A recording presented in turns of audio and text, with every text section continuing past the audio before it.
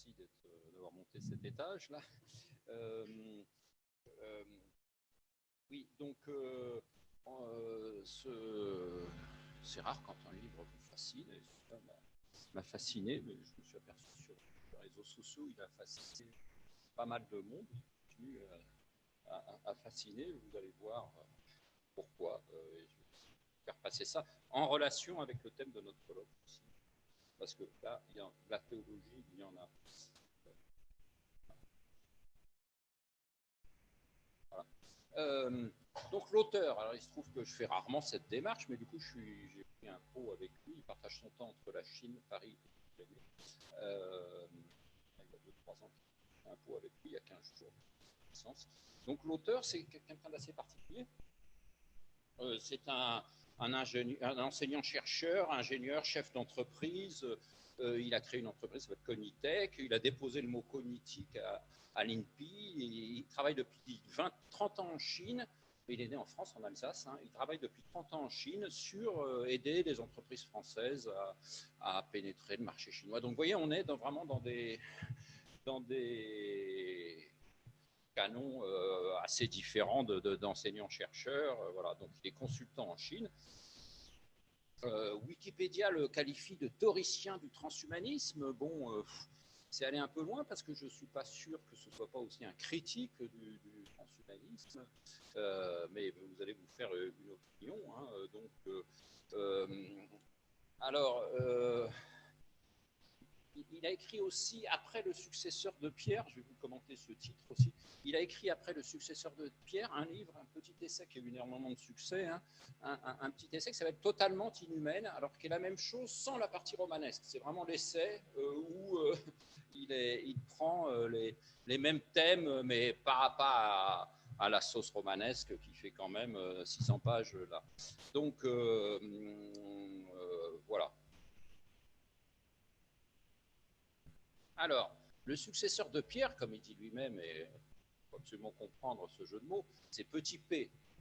Hein, Petit P, il dit qu'il est tout le temps obligé de corriger auprès des journalistes et de ses éditeurs, ses rééditeurs. Petit P, ça veut dire, et c'est pas le même sens du mot de,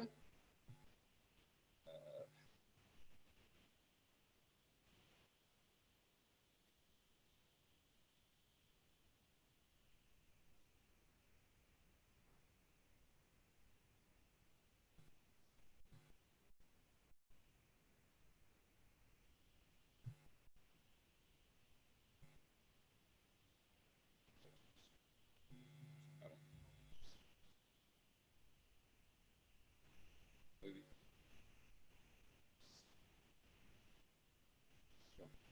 Donc le successeur de Pierre Petit P. Oui, alors je vous spoil l'intrigue.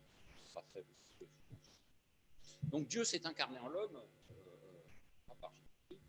mais celui-ci s'est avéré un mauvais support. Excusez-moi, je prends un peu, je vais à la grosse. Ça, personne ici. Et en fait, une espèce d'artefact divin, ce qu'il appelle la créature, avec un grand C,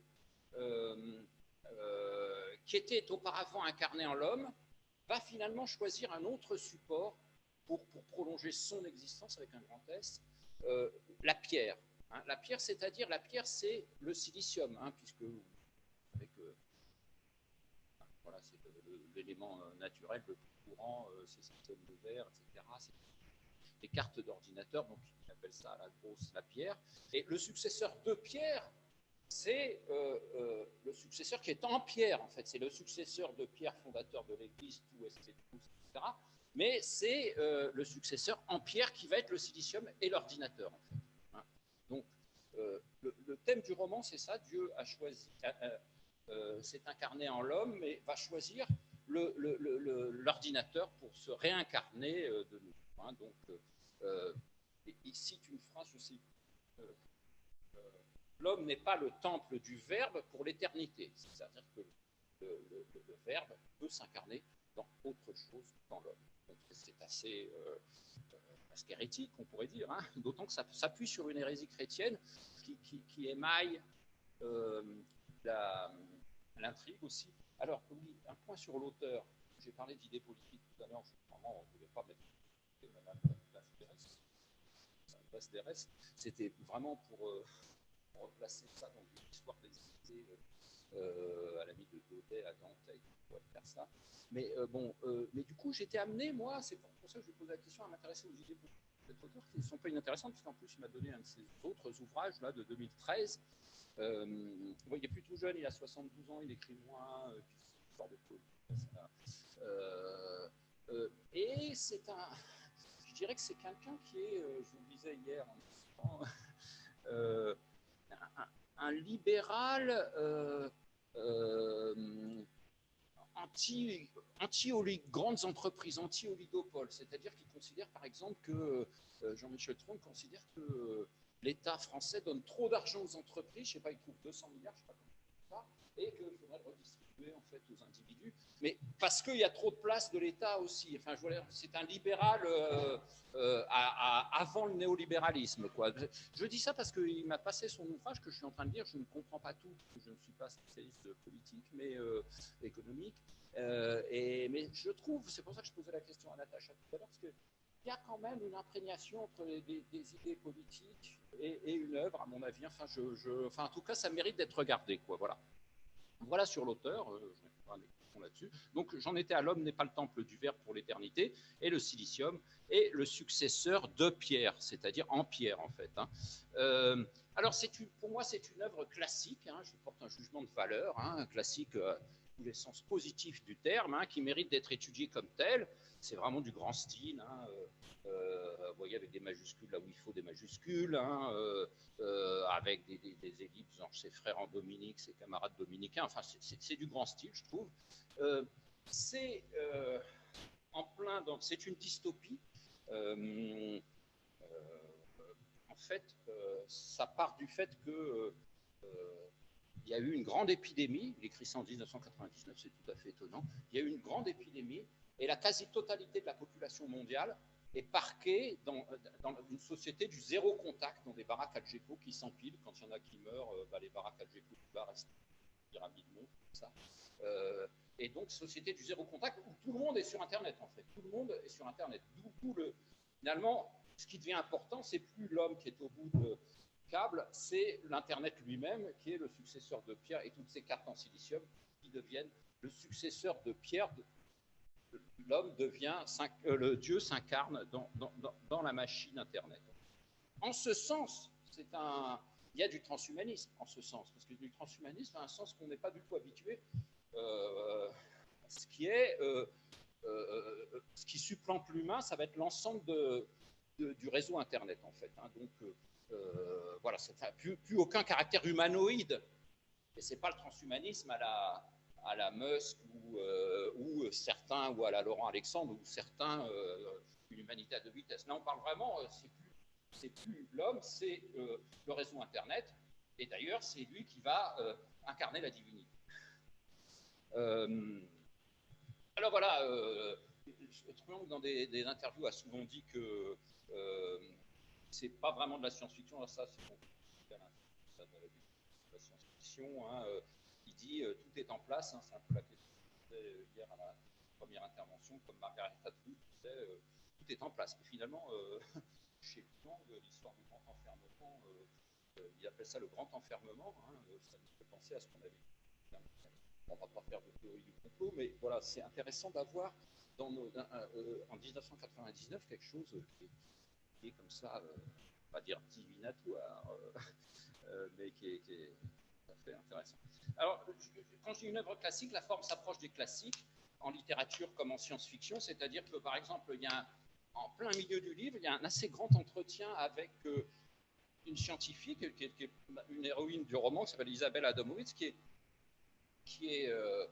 une biologiste, et bon, évidemment, ça fait penser au fameux personnage Michel Dzerzhinsky, des particules élémentaires. Je ne résiste pas à vous raconter une anecdote sur Michel Dzerzhinsky, des particules élémentaires. Vous savez que Michel Dzerzhinsky est un biologiste. Et puis il a un frère qui est totalement inculte, enfin, qui n'est pas inculte, mais qui n'est pas scientifique du tout. Et puis, à la fin, quand leur mère meurt, ils dialoguent entre eux, tout ça, sur le sens de l'humanité. tout ça. Et puis le frère aîné, Michel, je ne sais pas si c'est le frère aîné, enfin, Michel Dzerzhinsky pontifie comme un salamitude. Il dit même Auguste Comte avait cette idée. Et le frère l'interrompt en lui disant Auguste Comte toi-même. Et ça, je trouve, c'est une des plus belles interjections de la littérature. Ça fait l'objet d'un article d'ailleurs qui avait ce titre, de Comte. Voilà, donc tout ça pour vous dire que j'ai demandé à, je m'excuse, hein, je raconte un peu comment j'ai travaillé aussi, j'ai demandé à Truong si c'était inspiré de Houellebecq, il m'a dit, il m'a dit, oui, c'est assez indépendant, mon roman est paru en 99, le sien, j'aurais dû mettre la date 98, mais je ne suis pas un lecteur assidu de Houellebecq. Avec des clés à la fin, des clés qui sont données à la fin, comme dans Le Meilleur des Mondes, je ne sais pas si vous vous rappelez Le Meilleur des Mondes, hein, les clés sont données à la fin, et c'est en ce sens que je dis que c'est vraiment une œuvre classique. Hein, je ne suis pas là pour faire l'article, mais c'est une œuvre classique qui mérite d'être étudiée comme telle, c'est-à-dire comme une œuvre classique de science-fiction ou de littérature. Oui, donc il y a eu une grande peste, hein, c'est pas bon, qui a provoqué la mort d'un tiers de l'humanité, et ça va se traduire dans un grand enfermement. Hein, donc, et une société zéro contact, hein, je vous l'ai dit.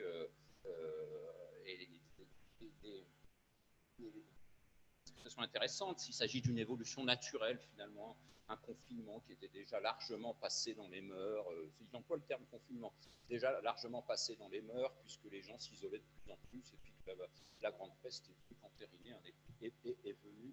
n'est venue qu'entériner un état de fait.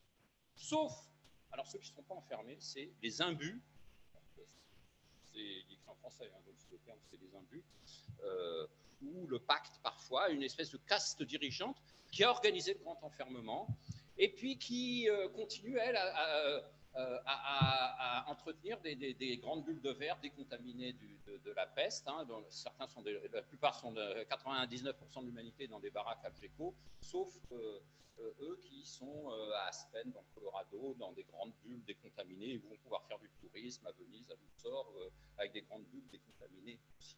Donc voilà. Ne sont pas enfermés aussi, ce qui contraste avec ce qui se passe actuellement, la Chine ni les Chinois. Je lui ai demandé pourquoi, alors là, mais c'est toujours marrant de demander à un romancier. Là, il m'a dit, ouais, mais dans un roman, il faut toujours quelque chose qui est en opposition par rapport au reste, quoi. C'est comme ça qui fonctionne. Bon, les Chinois, bon, vous savez, il irait un peu au-delà, mais bon. Et puis les hommes d'église, hein, oui, les hommes d'église, c'est-à-dire à travers le monde, les hommes d'église, que du plus bas niveau jusqu'à la papauté, tâchent de résister au pacte aussi. Donc voilà. Il y avait des horreurs sur les larves, les cocons, enfin bon, on va pas rentrer. Et avec une théologie à l'appui, alors bon, je me suis fait reprendre par des spécialistes chrétiennes, des vénères, quand je fais là. Donc je ne prétends pas être compétent dans le nestorianisme. Voilà, c'était un patriarche qui vraiment, vous me reprendrez peut-être, monsieur le Sultan, mais qui niait, enfin, je ne peux pas dire qu'il niait la divinité des chrétiens, mais qui séparait le Christ homme et le Christ Dieu. Hein, de ce que j'ai compris, c'est ça. C'est-à-dire des choses, des idées qui, pendant un certain temps, n'ont pas été considérées comme hérétiques. Hérétique était peut-être un grand mot, mais qui, à partir du moment où la doctrine se formant petit à petit, mais dans le premier de 0 à l'an 1000, hein, pratiquement, ont été évacuées. Mais voilà, encore maintenant, c'est difficile de parler d'hérésie. Maintenant qu'il y a une doctrine ferme, on a tendance à parler d'hérésie. Mais donc, le concile d'Éphèse le qualifie d'hérésie. Bon, ça, je ne sais pas d'où j'ai sorti ça, mais ouais, il faut voir. Donc ça s'appelle l'école de Nizib, hein, je vous montrerai sur la carte, hein, Nusaybin, ça s'appelle, c'est en Turquie, à la frontière de la Syrie, premières écoles théologiques de la chrétienté. Alors pourquoi ça? Parce que justement, il dit, si ça va avec l'intrigue de son roman, c'est-à-dire si Jésus, finalement, il n'est pas si Dieu que ça, je fais à la grosse, hein, excusez-moi, ça explique pourquoi la divinité, après s'être incarnée dans l'homme, ce pauvre tas de bandelettes le troisième jour qu'on retrouve finalement, après s'être incarné dans l'homme, s'il n'est pas si Dieu que ça, c'est pas aberrant que le Dieu, la divinité s'incarne dans le silicium et dans l'ordinateur. Donc le nestorianisme, c'est vraiment considérer Jésus plus comme un homme que comme un Dieu. Mais attendez, il nie le fait que Marie soit la mère de Dieu, etc. Donc c'est des questions que pose le nestorianisme dans les années 400, donc, et qui sont reprises plus tard avec le protestantisme aussi. Hein, donc c'est pas des questions aberrantes. Quoi. Donc voilà, donc c'est ce que je vous ai dit. Si le Christ n'est pas le Tout-Puissant lui-même, alors une échappatoire est possible à l'incarnation, hein, et ça peut être le silicium. Donc voilà, le roman est une trame comme ça de nestorianisme et on va dire, de biologie darwinienne et de transhumanisme au sens où elle s'est passée à un autre successeur. Voilà. Bon, ben voyez, vous avez la carte là, hein, c'est une position stratégique là, mise à Bill, là où les nestoriens... vous voyez ce petit point rond, la frontière entre l'Irak, la Syrie et la Turquie.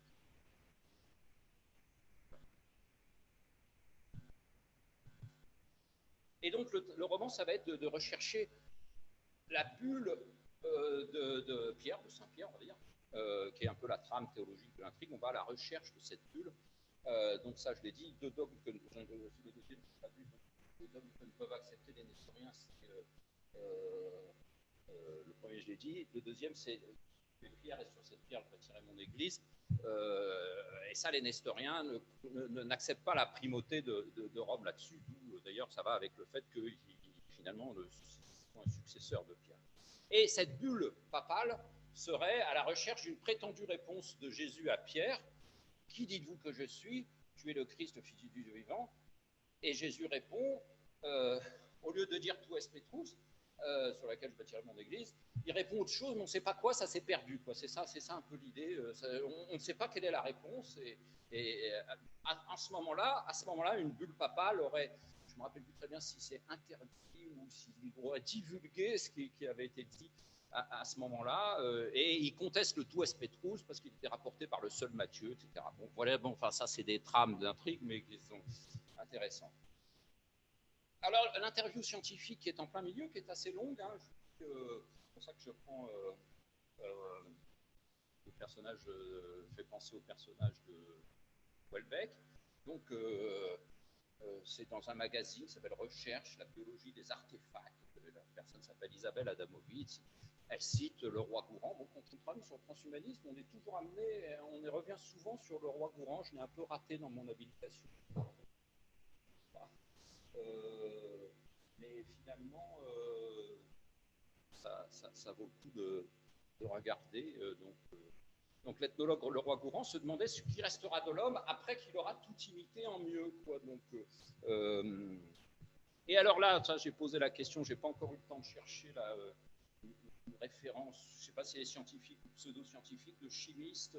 La vie n'a pas toujours eu un support organique. Hein, vous voyez, donc cite un article de 1985, la vie n'a pas toujours eu un support organique. Bon, à prendre avec des pincettes, hein, n'est-ce pas? Mais il s'en sert comme argumentaire dans son idée qui est que la divinité, elle, pourrait changer de support. Hein. Pardon, donc elle, c'est plutôt, elle, quand la divinité pourrait changer de support, hein, finalement. Et l'entretien introduit la notion de créature scientifiquement, c'est-à-dire qu'Isabelle Adamovitz nous explique comment cette créature est la somme d'agents logiciels intelligents. Donc, le discours va au-delà de ce qu'on peut entendre, à mon avis, actuellement sur l'intelligence artificielle, qui va être soit le malheur de l'humanité, soit qui va être le bien éternel. Là, c'est vraiment une construction d'agents intelligents qu'elle ne définit pas vraiment, mais qui est globalement une créature. Voilà, c'est ma propre imprécision là. Mais c'est comme ça que je l'ai compris. Bon, donc à quand le coup d'État qui verra le cerf, c'est-à-dire l'ordinateur renverser son seigneur, ça c'est plus classique. Mais donc, vraiment, il y a une introduction de la notion de créature avec un grand C scientifique dans cet entretien. La clé finale, et c'est là qu'elle est tout à fait étonnante, la clé finale, comme dans le meilleur des mondes, hein, quand on faisait et ce que raconte Mustapha Meunier, l'administrateur délégué à la fin du Meilleur des Mondes, c'est 1932. Et ben là, pareil, vous avez l'homme, finalement, il était un cran au-dessus. Il était trop bien pour ce que dont la créature, pas trop bien justement, il était un cran au-dessus de ce dont la créature avait besoin. Il y a trop d'émotions chez l'homme. Il y a de l'héroïsme, par exemple, on n'a pas besoin, la créature n'a pas besoin d'héroïsme. Il y a des qualités chez l'homme qui finalement n'étaient pas nécessaires à l'incarnation. Hein, il suffisait à la créature d'un animal intelligent, genre des plaquettes de silicium. Donc, il y a trop d'émotions, finalement, la création est allée au-delà, enfin, l'incarnation est allée au-delà de ce qu'on pouvait, de ce qui était intéressant, de ce qui était imaginable, de ce qui était... Voilà, donc là, on est vraiment dans l'hérésie totale, d'un point de vue religieux, c'est certain. Mais je trouve ça très intéressant du point de vue des idées. Hein, alors après, il brode, la créature, c'est l'objet du désir de Dieu. Jésus, c'est son fils, la créature, ça serait, on pourrait dire, sa maîtresse. Objet du désir de Dieu, sa compagne, voilà, faisons-nous une compagne à notre image. L'humanité est dans une impasse évolutive, piégée par ses propres outils. Alors ça, je pense que ça fait référence à un truc qu'on trouve souvent, que ce soit de l'auteurs de droite, de Carrel à Laurent Alexandre, ou même sur les critiques du transhumaniste, dire de gauche, peu importe, qui est l'humanité a été dépassée par sa création, par ses créations scientifiques. En fait, on ne sait pas gérer. Voilà, ça, c'est des idées qu'on trouve depuis les années 30. Dans notre dernier colloque, là, il est dit différemment. Elle est piégée par ses propres outils. Hein, vous voyez, donc raison de plus, elle a trop d'émotions d'héroïsme et puis elle ne sait pas gérer ce qu'elle crée. Alors là, vraiment, elle est disqualifiée pour incarner la divinité.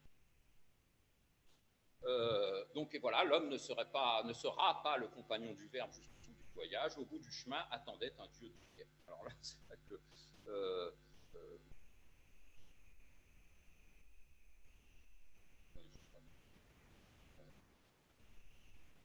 oui, c'est ça là. Ce qui se passe en l'an 0, dans l'an 33 à Pâques, n'est pas comme notre orgueil insensé nous l'a fait lire, Dieu se sacrifiant pour nous, mais l'homme sacrifié, Jésus sacrifié lui-même pour que le Verbe continue à vivre ailleurs, en fait, dans le silicium.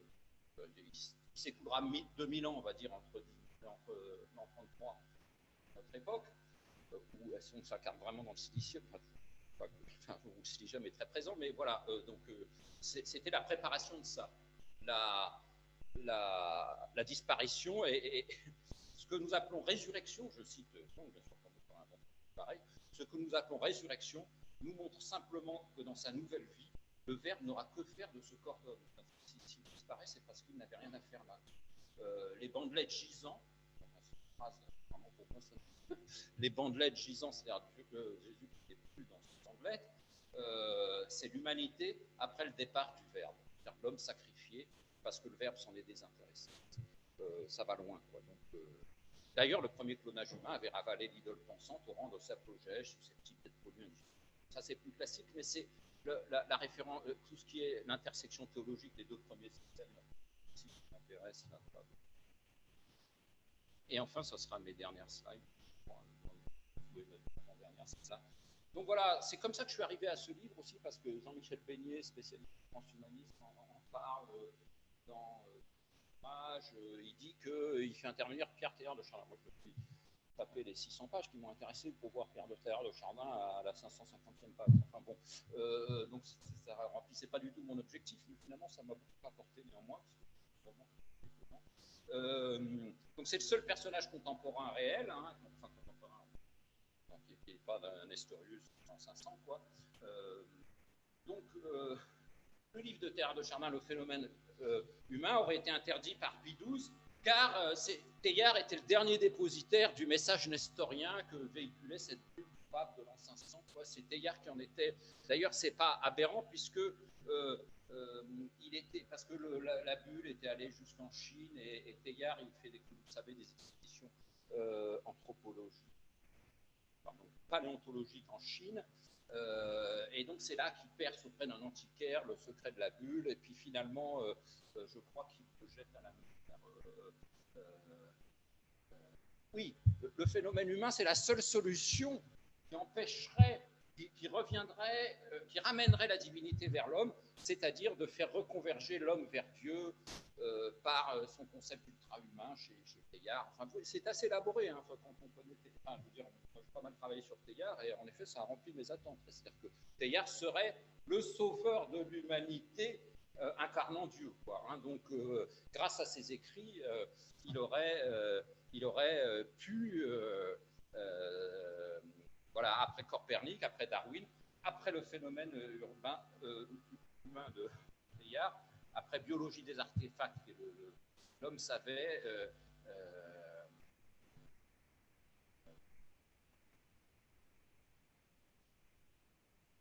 oui, c'est ça. Donc, il n'était que support pour la créature et devait servir sa destination ultérieure. Oui, il y a aussi. Alors, je ne sais pas, excusez-moi, je voudrais que je reprenne, c'est quand même assez compliqué. Donc, est-ce que Teilhard va dans le sens de la créature ou est le dernier recours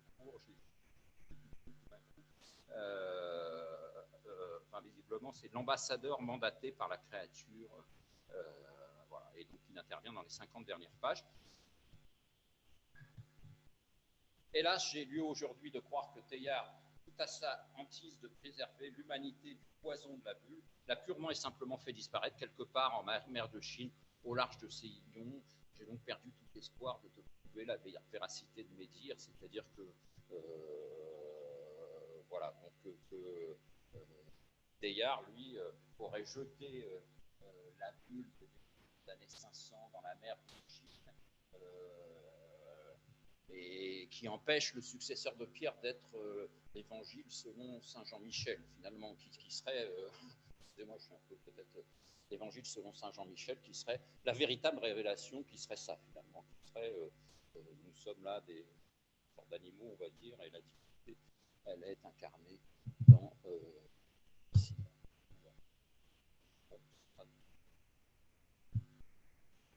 Beaucoup de ce roman. Voilà. Merci de votre attention.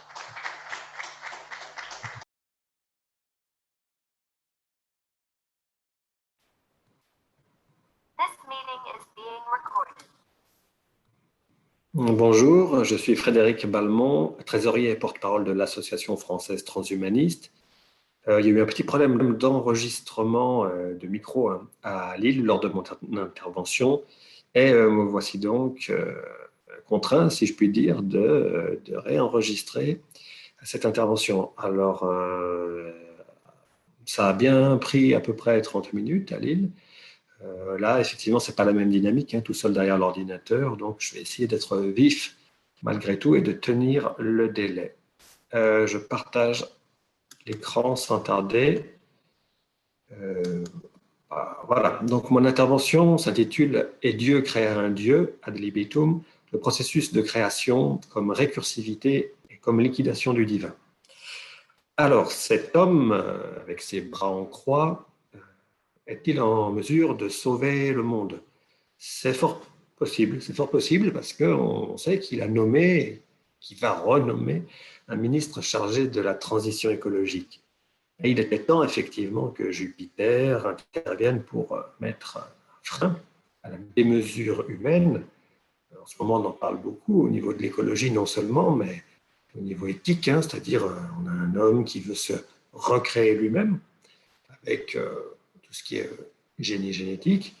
On a un homme aussi qui veut peut-être même créer carrément un successeur de Pierre, hein, comme on l'a vu dans l'intervention précédente, un être qui porterait l'esprit, une intelligence artificielle générale, un homme qui veut éventuellement devenir immortel.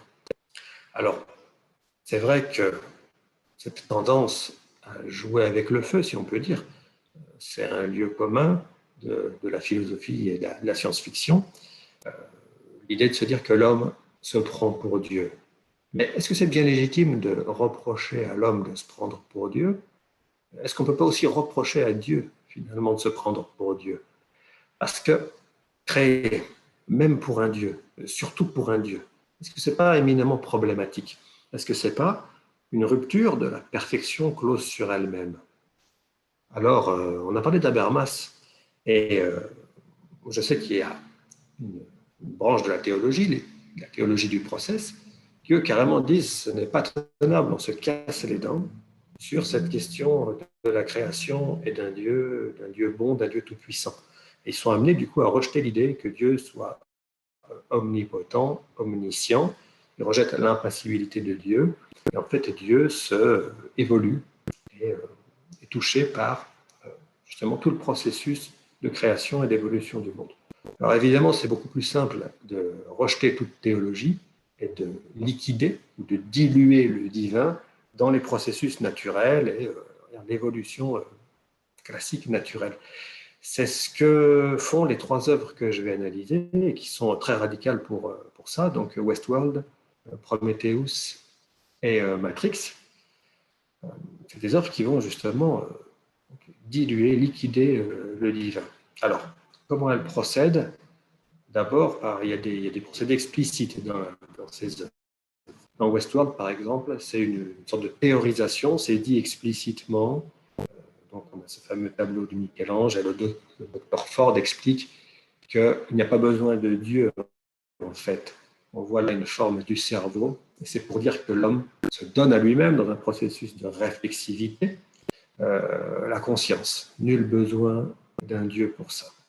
Dans Prometheus, on est plus dans le ricanement ou la dérision, et David, l'androïde, à chaque fois que quelqu'un lui parle de Dieu, de religion ou d'espérance, il va carrément disqualifier tout ça, rire au nez et puis finalement les écraser par des actes de cruauté. Dans Matrix, on a peut-être quelque chose de l'ordre du pastiche. Par exemple, les êtres qui sont censés être divins ou surnaturels, finalement, ce sont des codes informatiques comme les autres, et simplement le code est doré. Mais en fait, tout ça, c'est possible. Ce qui fait l'unité de toutes ces œuvres, en fait, c'est une ontologie sous-jacente. Cette ontologie, une ontologie de l'information, une ontologie informationnelle ou informatique, si on peut dire, du coup, elle va dévorer toute manifestation appréhendée traditionnellement comme étant surnaturelle ou voire divine. Donc dans Matrix, les êtres, je ne sais pas si c'est des vampires ou des zombies, en tout cas, ce ne sont que des programmes informatiques qui ne veulent pas être désinstallés. Dans Westworld, on a donc les divinités des religions traditionnelles, des androïdes, qui sont en réalité simplement les techniciens qui réparent les corps des androïdes. Et ça, en fait, cette ontologie-là, si vous voulez, c'est l'ontologie de Kurzweil en quelque sorte. Donc, il y a cette idée que l'histoire de l'univers est une histoire de l'évolution et de la complexification de l'information, et qu'elle se passe a priori de divin. Alors, on a des successions d'étapes, et à chaque fois, on a une complexification, voire une création. On parle d'émergence, c'est-à-dire que ce qui émerge n'est pas contenu en tant que tel, n'est pas qu'un déploiement de l'étape précédente, c'est peut-être en ce sens qu'on peut parler de création. Et donc, on part du Big Bang avec la nucléosynthèse, et les possibilités offertes par simplement la chimie des atomes va permettre de faire émerger le niveau suivant, qui est le niveau de la biologie. Alors d'abord avec les protomembranes, hein, et puis une information qui est, on va dire, codée, conservée, et qui va pouvoir se répliquer et se modifier dans la cellule avec l'ADN. Ce niveau va faire émerger les organismes. Les organismes, en retour, vont avoir une influence et un impact sur les niveaux précédents, notamment en modifiant leur environnement, qui va modifier la manière dont leur structure ADN est faite. Et puis, ainsi de suite, au fur et à mesure des époques, le cerveau humain, lui, justement par un processus encore de réflexivité ou de récursivité, va à la fois faire émerger le niveau de la représentation abstraite, symbolique, donc la science et la technique, et du coup, ça va permettre d'agir sur les niveaux les plus on va dire, fondamentaux, notamment manipuler l'atome, manipuler le génome. Donc actuellement, on est dans cette cinquième époque, c'est-à-dire l'époque où la biologie et la technique s'hybrident, et donc qui ouvre sur la dernière époque, qui est l'éveil de l'univers, selon Kurzweil, et il nous dit saturation de toute la matière et l'énergie de l'univers par des processus intelligents. Donc, est-ce que là, on a justement le fameux successeur de Pierre, est-ce qu'il serait humanoïde d'ailleurs, ou est-ce qu'il serait purement une sorte d'intelligence diffuse, artificielle? C'est à débattre. Cette ontologie, donc, elle est manifeste dans les œuvres. Là, dans la scène inaugurale de Prométhéeus, on voit la chimie qui crée l'ADN, et en même temps, c'est aussi en fait une ingénierie génétique, puisque cet effet-là, il vient des ingénieurs donc, qui plus ou moins créent la vie sur Terre.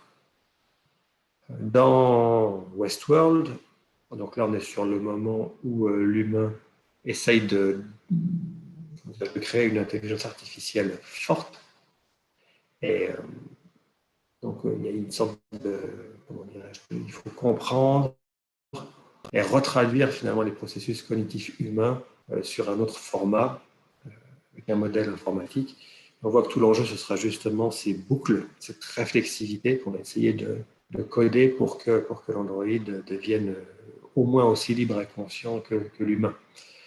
Et là, en plus, il y a une autre boucle, puisque l'objectif de Delos, donc des actionnaires du parc, c'est quand même de tenter de rendre l'homme immortel en justement une artificialisation, si on peut dire, de sa conscience. Dans Matrix, c'est un peu la même chose. On est, alors à ce moment-là de l'œuvre, on voit que finalement l'esprit est porté par les machines, les intelligences artificielles, qui sont finalement l'étape suivante, mais ils rebouclent en quelque sorte sur l'humain, puisqu'ils vont utiliser certains attributs humains pour fabriquer les aspects les plus sophistiqués de leur programme, comme par exemple Agent Smith ou l'élu, et pour finalement générer une sorte d'homéostasie ou un équilibre. Donc voilà, on voit, c'est le moment où en fait on comprend qu'il y a une fausse guerre en fait entre les hommes et les machines. Alors l'avantage de cette ontologie-là, c'est que le processus de création n'est plus l'apanage d'un être créateur intelligent, tout-puissant, qui reste au-dessus de ces créatures. Là, on a vraiment une création au sens fort, c'est-à-dire que les créatures échappent au créateur, les créatures sont au moins aussi libres et aussi puissantes que le créateur, voire plus puissantes encore et plus efficaces. Dans Westworld, c'est patent, donc le Dr. Ford va créer en quelque sorte, ou faire en sorte que Dolores devienne libre et puissante, ça sera au prix de sa vie. Dolores elle-même va, recréer Bernard, alors qu'elle sait qu'il va la modérer, ou en tout cas qu'il va essayer d'être adversaire de son projet de destruction de l'humanité, mais elle lui permet quand même d'exister, et d'exister dans toute sa liberté, sa créativité. Dans Matrix, il y a cette idée, effectivement, comme on l'a vu, de créer des êtres libres et créateurs. Évidemment, dans Prométhéeus, David, le grand créatif, qui va essayer d'enseigner la liberté et la création à Walter, qui est designé pour être plus gérable. Alors, cette tendance à vouloir créer des êtres créateurs, à transmettre le feu prométhéen, elle est expliquée de différentes manières dans les œuvres. Alors, à la fois, il y a une explication, on va dire, théorique, philosophique, mais qui correspond aussi à des procédés de mise en scène et finalement ce à quoi aboutit tout cela. Je passe assez rapidement, mais dans Matrix, on sera plutôt du côté de l'utilité. Il y a le côté fonctionnel, donc les humains, Morpheus dit que les humains ont créé l'IA pour finalement les servir, et que l'IA à son tour récupère les humains pour servir de source d'énergie. Alors, les procédés de mise en scène, ce sera plutôt des ralentis, on voit les lignes de code, il y a aussi beaucoup de dialogues très explicites et didactiques. Donc on est vraiment dans l'explication, le dépliement, et avec un côté très fonctionnel. Et à la fin, finalement, c'est l'idée d'un équilibre entre humain et machine. Dans Prometheus, là, on est beaucoup plus sur l'idée de curiosité. Et donc, on a beaucoup moins d'explications, on va dire, rationnelles ou fonctionnelles. Le côté de curiosité va, je laisse une part beaucoup plus grande au mystère et aussi à des choses un peu inexplicables, voire à la sauvagerie. Dans les procédés de mise en scène, on voit qu'il y a une alternance de plans assez lents, c'est beaucoup plus contemplatif, et des paysages âpres et vides, et puis ça alterne avec des gros plans sur les visages, avec des scènes de brutalité absolument choquante, si on peut le dire. Et l'aboutissement, c'est, on ne sait pas trop quoi, hein, c'est-à-dire il y a un déchaînement de création un peu chaotique. Dans Westworld, là, on va plutôt être sur une sorte de lassitude d'être soi-même ou d'ambivalence à soi, et notamment la manière de mal gérer les deuils et d'essayer de les dépasser. Et donc, on va être sur l'ambivalence, sur le pli, sur des effets de vérité dans la fiction, sur des effets de choses qui sont en fait montrées dans la manière de les cacher ou de les mettre en scène. Donc, on a une scène remarquable d'ailleurs, où c'est un moment très plein d'émotions entre Dolores et Teddy. Et puis, il y a le chant s'approfondit. Et puis, en réalité, c'est Ford qui présente sa dernière narration au bord de Delos. Mais en réalité, dans cette fiction-là, il explique déjà, en fait, ce qu'il va faire, c'est-à-dire libérer les autres. Et avec son projet de destruction de l'humanité et de remplacement de l'humanité par des androïdes qui vont porter de manière beaucoup plus belle l'esprit. Alors, donc l'avantage de cette ontologie, c'est que les créatures sont réellement créatrices. Donc il n'y a pas une sorte de surplomb par le créateur. Le créateur ne confisque pas la puissance et la puissance de création. Mais le problème, c'est qu'étant donné qu'il n'y a plus de Dieu, il ne sert plus à rien de pester contre le ciel. C'est-à-dire que l'homme devient comptable de ses effets et devient comptable en quelque sorte de la misère du monde, de son incapacité à en faire quelque chose de vivable. D'où le pessimisme et la misanthropie assez importante dans ses œuvres.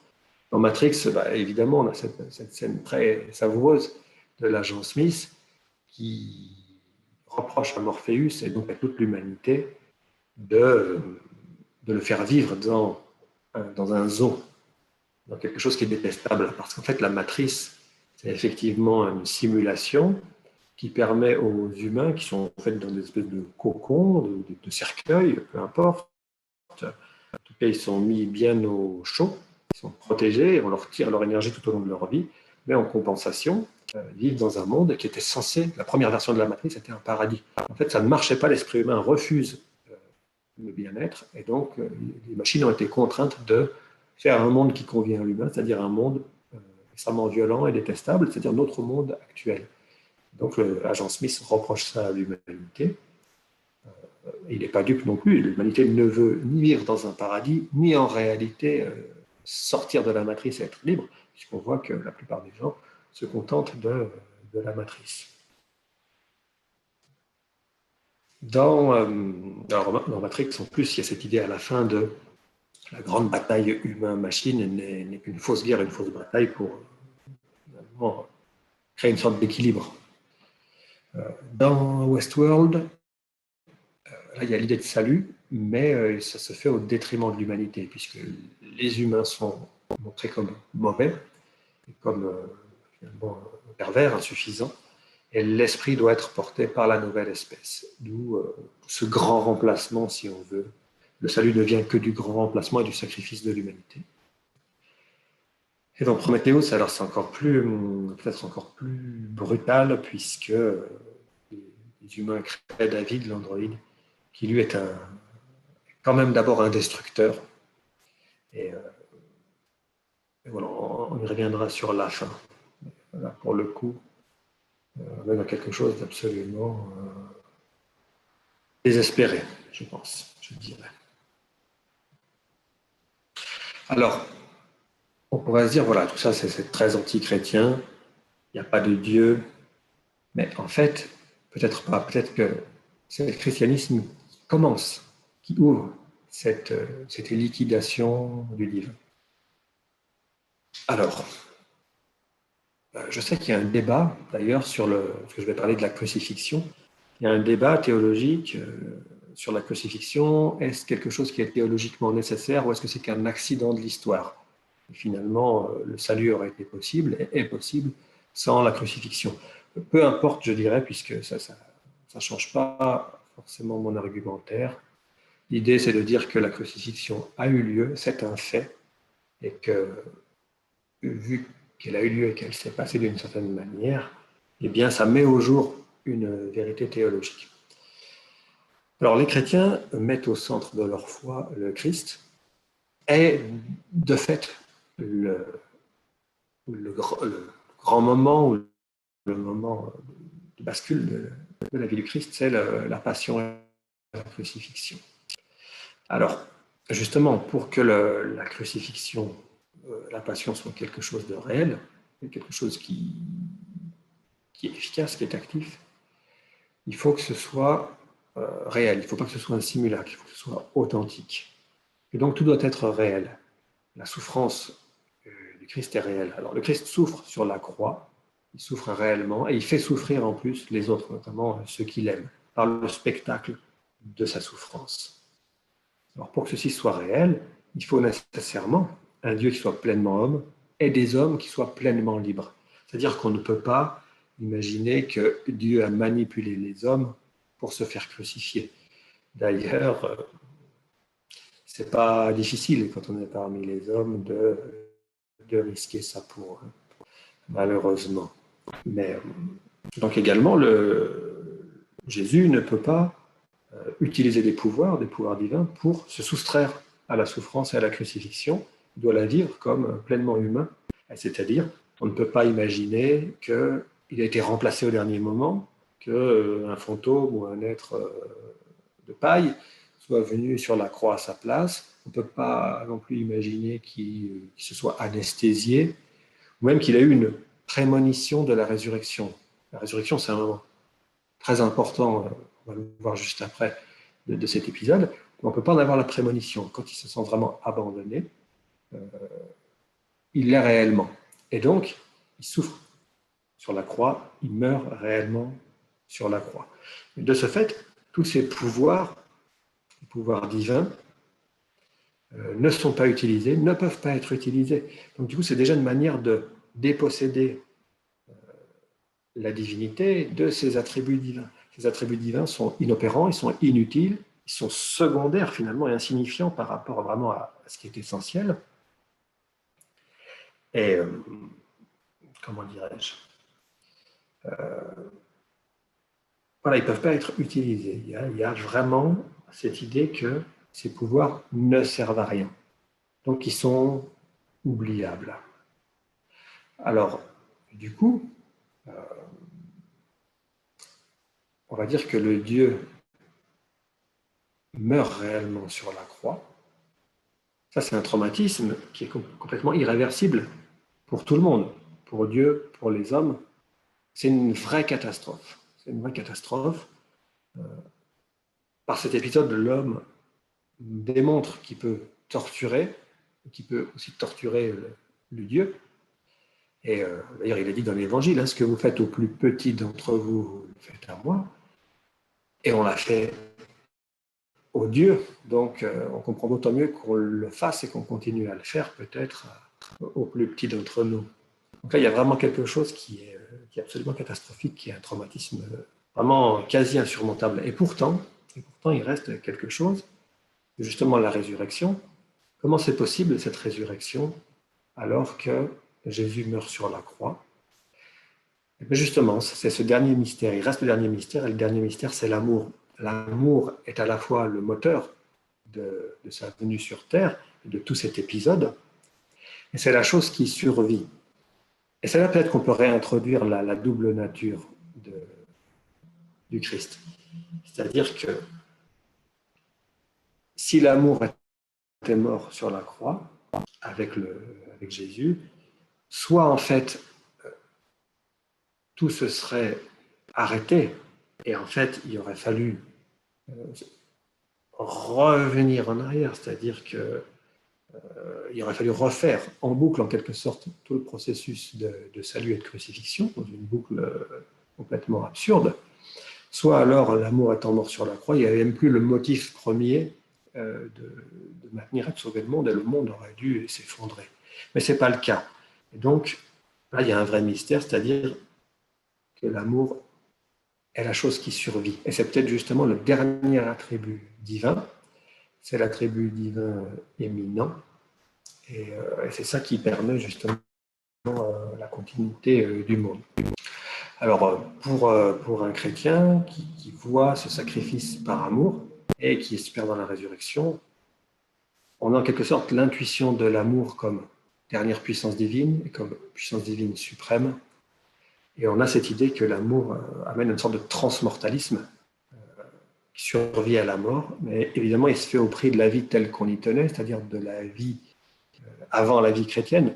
Et cet appel à la vie chrétienne, à une vie d'amour et de sacrifice, c'est quelque chose de très, très, comment dirais-je, contre-intuitif. Alors,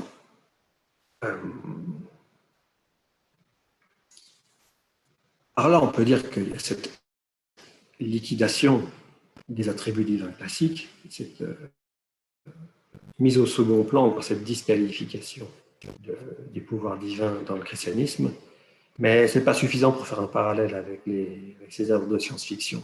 Le parallèle vient du fait que dans ces œuvres, qui ont l'air pourtant très athées, qui ont l'air très à liquider de manière beaucoup plus radicale, et dès la base, de manière presque physicaliste ou informatique, de liquider le divin, en réalité, elle bute sur le même problème, c'est-à-dire sur le problème de l'amour. Ces œuvres posent le problème de l'amour comme puissance miraculeuse, comme condition inexplicable de la création, et de la création réussie surtout. Alors, dans Matrix, très clairement, on a, à la fin du premier épisode, un moment miraculeux, c'est-à-dire que toutes les personnes qui meurent dans la matrice meurent dans le monde réel. Donc c'est vrai pour tout le monde, c'est vrai aussi pour Néo. Il se fait tuer dans la matrice, il meurt réellement dans le monde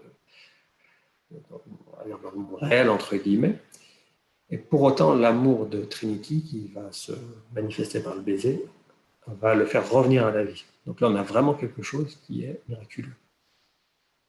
Et c'est très intéressant parce que dans le second film, c'est l'épisode avec Perséphone, donc ils doivent aller récupérer une information, peu importe, mais c'est Perséphone qui a la clé de cette information-là, et elle demande à Néo, elle voit que Néo est amoureux de Trinity, donc elle lui demande de l'embrasser comme s'il était amoureux d'elle, elle veut ressentir cet amour. Alors, certainement, c'est l'hypothèse que je fais, c'est pour participer ou pour toucher un petit peu à cet aspect divin. Et évidemment, Néo tente, du coup, et ça ne marche pas puisqu'il est amoureux de Trinity. Donc, elle lui dit que c'est minable. Or, ils ont absolument besoin de cette information. Et là, Néo reprend tout ça, se concentre en quelque sorte, je ne sais pas si on peut dire ça, mais il l'embrasse de nouveau, et là, ça fonctionne. Alors, qu'est-ce que ça peut vouloir dire, ça? Là, on est vraiment dans quelque chose qui est très bizarre dans le film. C'est une scène un peu incongrue, première vue assez risible, mais en fait, qu'est-ce que ça veut dire?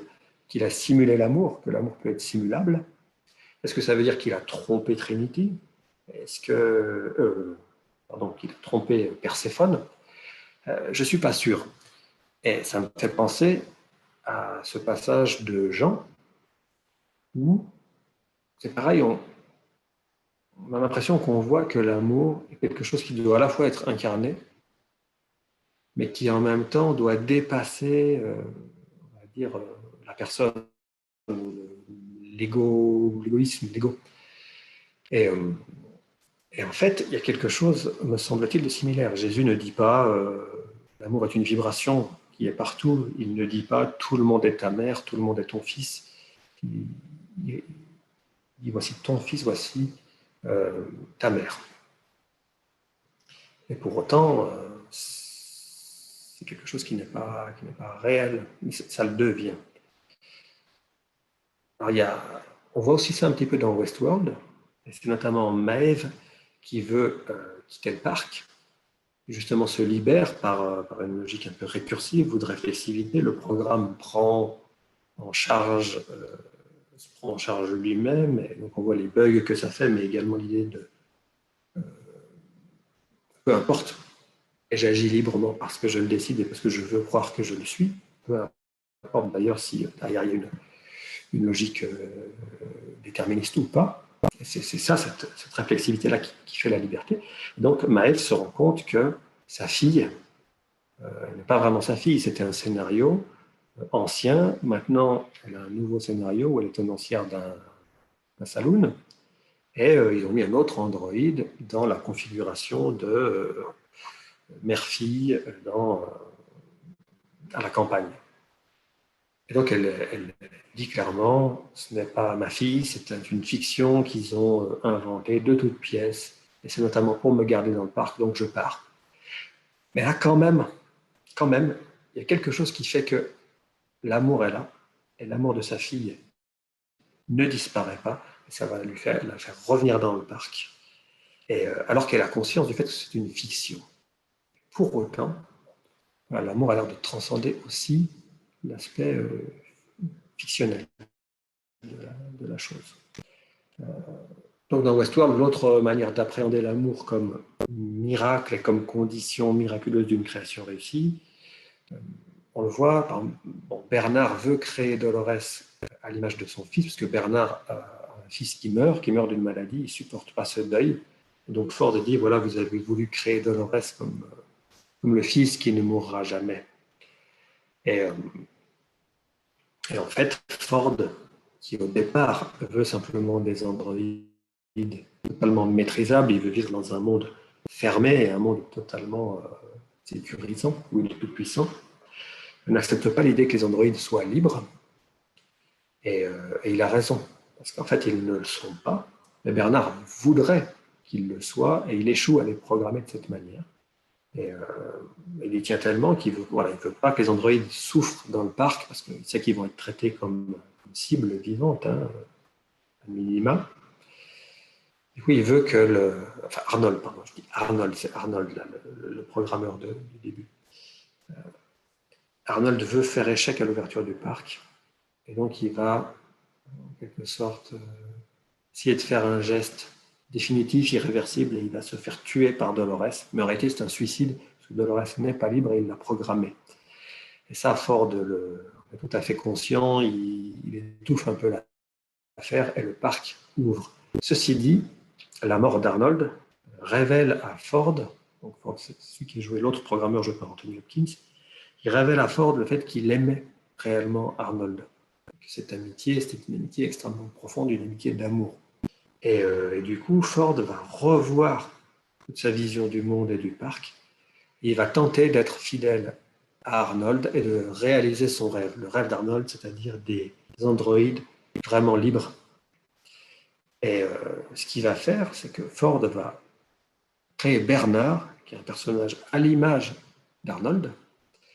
D'ailleurs, il va le faire programmer en grande partie par Dolores. Et Dolores le dit à un moment donné, vous êtes presque l'homme que j'ai connu. Donc Bernard est presque Arnold, mais il n'est pas Arnold. Et donc ça permet, l'idée c'est de dire plutôt que pour être fidèle et retrouver Arnold, Ford doit renoncer à en faire une réplique parfaite. Et donc il doit donner la liberté à Bernard d'être quelque chose quand même d'autre qu'Arnold. Donc c'est déjà une manière à la fois de nous conserver, d'être fidèle, mais en même temps d'ouvrir sur du nouveau. Donc là, une sorte de sacrifice de son rêve par amour. Et ça crée effectivement Bernard qui est un hôte libre et vivant en quelque sorte. Donc ça, c'est la première chose. Et Ford, en fait, va se servir de Bernard pour réaliser le rêve d'Arnold. et donc programmer les autres de telle manière à ce qu'ils soient libres. Et ça, il va le faire avec ce fameux programme des rêveries, qui en fait est une création d'une sorte de mémoire inconsciente, de mémoire corporelle quasiment, des autres. Donc, permettre cette réflexivité des androïdes. Mais le rêve d'Arnold n'est possible, selon Ford, que s'il donne la force suffisante aux androïdes pour résister au monde humain. Et pour Ford, c'est la chose que Arnold ne voulait pas voir, c'est que les humains sont mauvais et qu'ils n'accepteront jamais de cohabiter avec les androïdes. Et du coup, il faut faire le sacrifice du rêve d'Arnold d'une cohabitation pacifique. Ce sacrifice implique que, on sacrifie toute l'humanité. Et du coup, Ford, à la fois se sacrifie lui-même, doit mourir pour cela, et il doit sacrifier toute l'humanité. C'est cet amour-là, cette manière-là d'aimer finalement, et de se sacrifier, qui va permettre cette création réussie qui est les androïdes, qui sont la nouvelle espèce qui porte l'esprit humain dans ce qu'il a de plus beau. Et voilà, qui est l'étape suivante du développement de l'esprit. Alors dans Prometheus, là on a, à contrario, si on peut dire, on voit l'effet d'un manque d'amour et d'un manque de souci de la puissance de l'autre et de l'être aimé. Parce que David, l'androïde, est vraiment touché par le docteur Shaw, mais pour autant, ça ne suffit pas pour qu'il se sacrifie lui-même et ses envies et sa curiosité. Donc il va quand même utiliser le docteur Shaw comme un incubateur à aliens. Et là, ça débouche, ce raté, ce manque d'amour débouche sur la création des aliens, qui sont des créatures absolument barbares, sans langage et extrêmement destructrices. Donc on voit que là, on tombe pour le coup dans quelque chose d'infernal, dans une création infernale, qui manque cet élément miraculeux de l'amour. Alors, quelle leçon est-ce que je tire de tout cela? La première, c'est que ces œuvres nous montrent que l'humain est une contradiction fondamentale, c'est-à-dire qu'au cœur de l'humain, il y a cette tendance à vouloir être autre chose qu'humain, à vouloir être autre chose que ce qu'il est. Parce que l'humain est programmé par la sélection naturelle comme un animal à fuir ce qui lui nuit, donc à fuir la mort, la maladie et ces choses-là. Mais il est également programmé comme être conscient pour avoir du mal à se cacher ce funeste destin. Ça crée une tension qui le rend à la fois malade, complètement malade et créatif. Et c'est pour ça qu'il va essayer de devenir autre chose. Donc il est transhumain dès l'origine. La manière la plus évidente, à mon avis, de voir ça, c'est les mythes et les religions de l'humanité. Dès que l'humanité s'éveille en quelque sorte à la conscience, elle se pense déjà comme plus qu'humain, comme surnaturel, avec une âme ou participant à quelque chose de surnaturel. Ces œuvres nous montrent également l'impasse de l'humanité. On voit à la fois que l'humain est fondamentalement imparfait, mauvais, violent, etc., qu'il a l'intuition que dans l'amour et le souci de l'autre, le souci de la puissance de l'autre, il y a quelque chose qui peut l'ouvrir vers le mieux, vers le bien, mais c'est un échec. Globalement, ça ne fonctionne pas, peut-être parce que justement trop lié à sa nature biologique. Et donc on voit cette impasse. Mais du coup, peut-être que justement, ce sera le post-humain, en partie détaché de ces contraintes biologiques et de cette panique de l'animal mortel, qui pourra s'ouvrir à ça et à l'amour. Et d'ailleurs, il en aura besoin, parce qu'un être infiniment puissant court le risque soit d'être en boucle dans le même et dans la réplication, tomber dans une forme de fixité, de vie figée, et donc d'anéantissement de l'esprit, soit alors au contraire dans l'explosion de diversité, qui soit un chaos total. Donc il va falloir gérer l'altérité et l'identité. Et ça, on devra être sur quelque chose, une sorte de compréhension de l'amour, sur une ouverture à l'autre et à l'altérité. C'est pourquoi le christianisme, certainement une religion, puisque c'est la religion de l'amour, est une religion peut-être prémonitoire, c'est-à-dire que l'humain actuellement est totalement incapable, c'est rarissime, les gens qui mènent une vie réellement chrétienne, et elle est peut-être justement la religion prémonitoire, la religion pour le post-humain. En tout cas, voilà, c'est comme ça que peut-être on peut lire et rapprocher ces œuvres-là de la question chrétienne.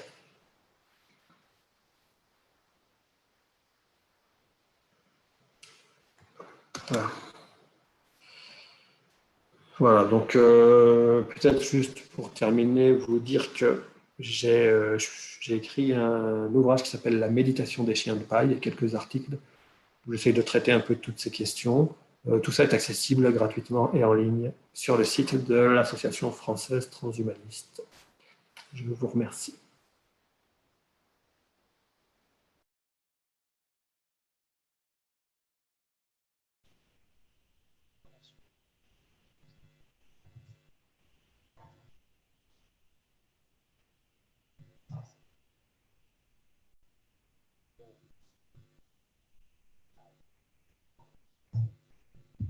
Je bouge pas trop. Je ne bouge pas trop. Voilà, merci à M. Moati, merci à M. Balmont de leurs deux exposés. Alors, vous avez demandé à un théologien d'être le répondant, le protervus, comme on disait au Moyen-Âge, le contradicteur, celui qui va essayer de mettre un peu de jeu dans tout ça. Il se trouve effectivement que je suis théologien catholique, et je vais donc réagir en tant que tel. Mon propos est évidemment tout à fait situé. Il y a beaucoup de choses qui ont été abordées à travers ces deux exposés, beaucoup de thématiques typiquement théologiques dans lesquelles je me retrouve, je ne suis pas dépaysé. Simplement, c'est tellement foisonnant, pratiquement vous avez soulevé toutes les questions qui ont agité la chrétienté, la christianosphère, qui a été agitée pendant plus de 1000 ans autour de toutes ces questions-là et qui ne cessent d'être agitées parce que ce sont des questions récurrentes. Alors, je vais essayer de les pointer au fur et à mesure. Je repère d'abord un ensemble de questionnements autour de la notion de création, tout simplement.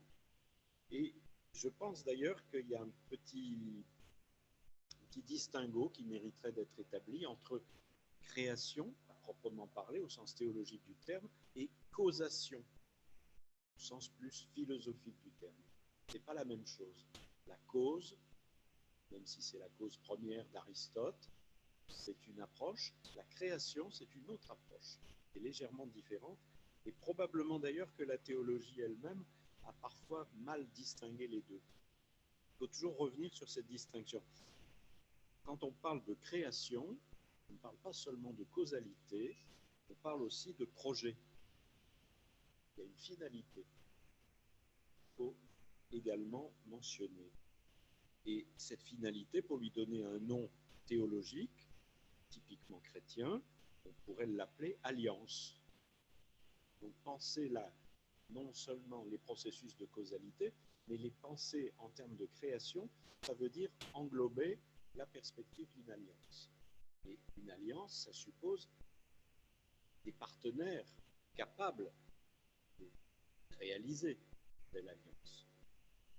Au passage, je pose quand même une petite question, mais les réponses pourront peut-être venir dans le débat. On a évoqué la possibilité d'une ontologie sans Dieu, une ontologie athée. Je me demande si c'est vraiment tenable jusqu'au bout, d'un point de vue strictement philosophique et bien sûr théologique. Parce que restera toujours la question du il y a qu'il y a quelque chose, pourquoi y a-t-il quelque chose plutôt que rien? Donc, comment est-ce qu'une ontologie athée, sans Dieu, peut répondre à cette question? Voilà, je soulève le problème. Du point de vue de la théologie, la question qui va se poser, et qui paraît importante, c'est la question de la toute-puissance de Dieu. Ça n'a pas été dit en tant que tel, mais c'est sous-jacent. toute-puissance de Dieu, oui, en théorie, Dieu est tout-puissant. Sinon, on va l'appeler Dieu. Mais la question se pose à ce moment-là, pourquoi avoir créé le monde? Pourquoi avoir choisi la nature humaine pour s'y incarner? C'est ça la question intéressante. C'est la question du pourquoi. Y a-t-il un projet? Y a-t-il un but? Y a-t-il un désir? Y a-t-il une raison? Et là, évidemment, on voit émerger la question du salut. En théologie chrétienne, catholique, la question centrale, c'est la question du salut. La nature humaine, Dieu s'incarne, la nature humaine en reçoit une particularité, une position privilégiée. Oui, mais pourquoi? Pourquoi faut-il sauver? De quoi la nature humaine a-t-elle besoin d'être sauvée? Et pourquoi ne peut-elle pas le faire elle-même? Là, on aperçoit en filigrane notre thématique qui a été abordée dans l'un ou l'autre exposé, c'est la question de l'amour. Le motif du salut, pourquoi sauver? Sinon justement sauver du non-amour.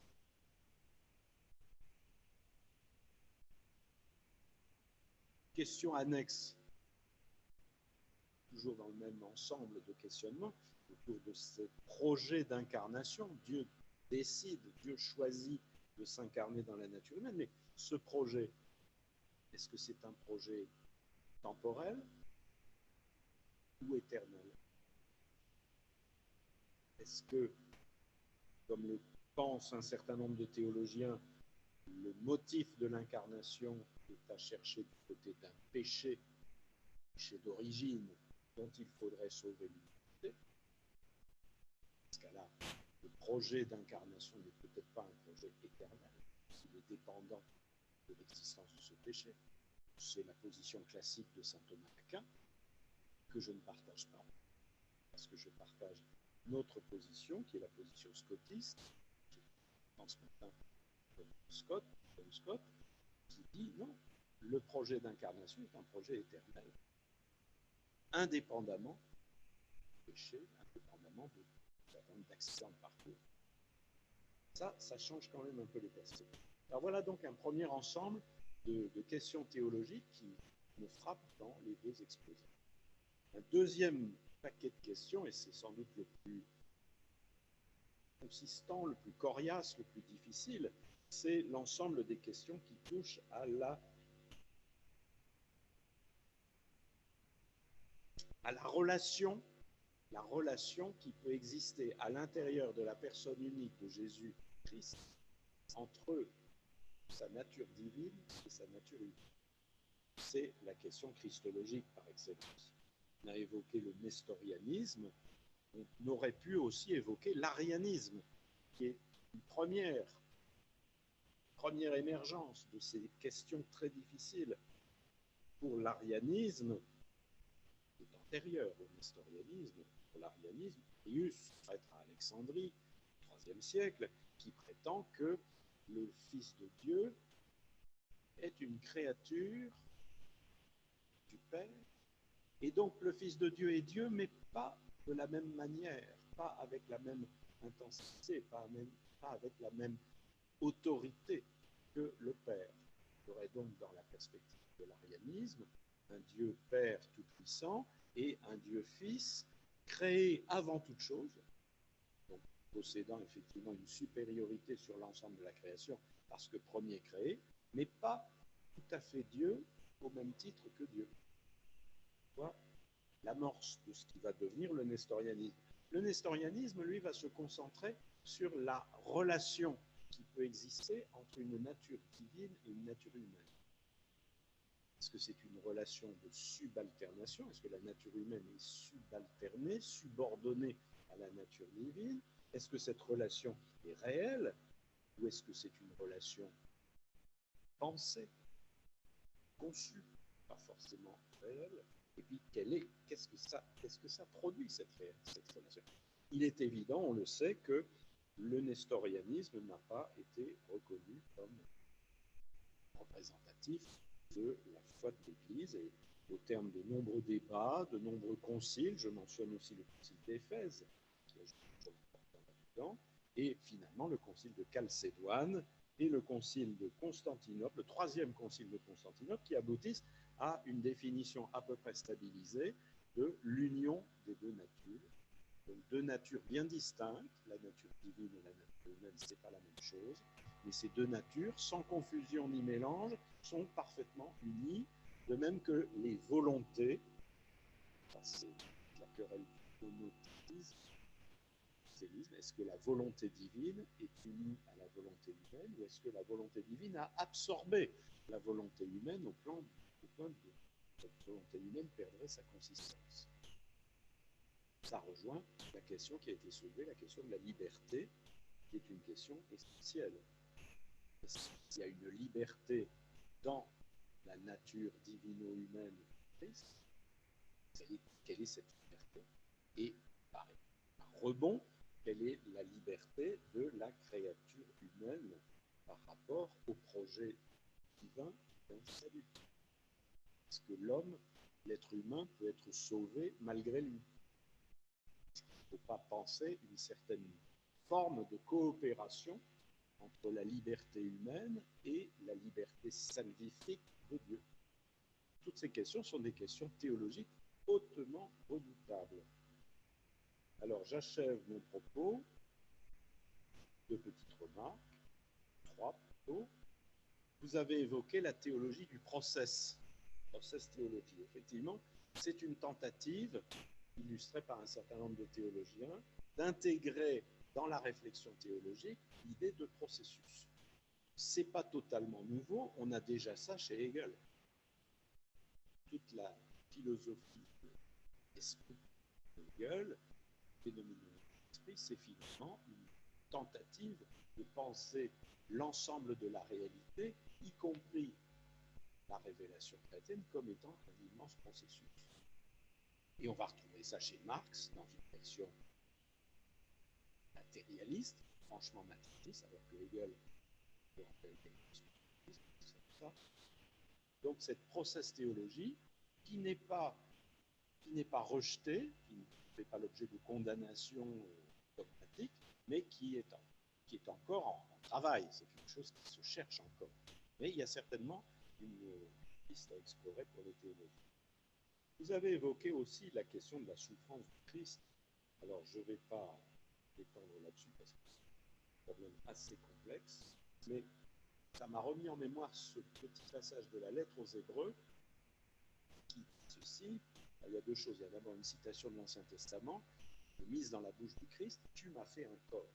Tu ne voulais ni offrande ni sacrifice, tu m'as fait un corps. » Donc la corporéité du Christ, la nature humaine, corporelle du Christ, participe à l'action du salut. Et puis il y a ce verset, vraiment très curieuse, très dérangeante, toujours dans cette même lettre aux Hébreux, c'est il s'agit du Christ, il a été mené à sa perfection par la souffrance. Donc ça ouvre une question redoutable. Est-ce que la souffrance n'est pas à prendre en considération comme faisant partie de la nature humaine, comme quelque chose qu'on ne peut pas éviter? La question pourra rebondir à travers les réactions des uns et des autres. Mais en tout cas, cette perspective-là introduit quelque chose de tout à fait dérangeant par rapport à la perception antique de la divinité. Pour les anciens, Dieu est nécessairement impassible. Dieu ne peut pas connaître la souffrance, ce serait contradictoire. Le dogme chrétien, lui, envisage d'introduire la souffrance, et donc la corporéité, au sein même de la divinité. Ce qui, évidemment, ouvre des perspectives. C'est tout à fait paradoxal. De ce point de vue-là, la position chrétienne est pratiquement intenable, très difficile à tenir. Dernier point, qui n'a pas été vraiment abordé, enfin, si indirectement quand même, quand on a parlé des intelligences artificielles, il y a un thème qui revient dans la théologie, notamment médiévale, c'est le thème de l'intellect agent. Qu'est-ce qui fait que nous sommes capables de penser ensemble? philosophes du Moyen-Âge se sont beaucoup inquiétés de ça. Qu'est-ce qui fait que nous sommes capables de penser ensemble? Eh bien, il faut donc postuler l'existence d'un intellect agent. Nos intellects personnels sont des intellects patients, au sens passif. Mais s'il y a du passif, il y a de l'agir, de l'acteur, il y a donc un intellect agent qui fait que nous pensons ensemble. Pour les théologiens chrétiens qui ont posé cette question-là, l'intellect agent, c'est une autre manière de parler du Saint-Esprit. Ce qui fait qu'il y a une unité, il y a un partage possible, une mutualisation possible de nos intelligences par le biais de cet intellect agent. Or, dans la dogmatique chrétienne, le Saint-Esprit, troisième personne de la Trinité, est également Dieu, au même titre que le Père et le Fils. Il ne fait qu'un seul Dieu avec le Père et le Fils. Donc, c'est une autre manière de dire comment la nature humaine est introduite dans la nature divine. J'en dis pas plus, maintenant je crois qu'il faudrait que chacun puisse réagir et engager le débat comme chacun peut le souhaiter.